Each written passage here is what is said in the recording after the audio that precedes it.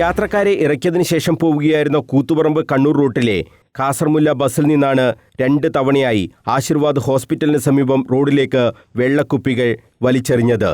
ബസ്സിന് പിറകിൽ ഉണ്ടായിരുന്ന ഡോക്ടർ ഗ്രിഫിന്റെ കാറിലെ CCTVയിൽ ഈ ദൃശ്യങ്ങൾ പതിഞ്ഞു. വീഡിയോ ക്ലിപ്പുകൾ സഹിതം ഡോക്ടർ ഗ്രിഫിൻ നൽകിയ പരാതിയിലാണ് കണ്ണൂർ കോർപ്പറേഷൻ ബസ്സിന് 2000 രൂപ പിഴ ചുമത്തിയത്. ബസ് ഉടമക്കാണ് കോർപ്പറേഷൻ നോട്ടീസ് നൽകിയത്. ബസ് സ്റ്റാൻഡിൽ ഉൾപ്പെടെ ബൂത്തുകൾ സ്ഥാപിച്ചിട്ടുണ്ടെങ്കിലും ബോട്ടിലുകൾ അവയിൽ നിക്ഷേപിക്കാതെ വാഹനങ്ങളിൽ നിന്ന് വലിച്ചെറിയുന്നത് പതിവാണ്.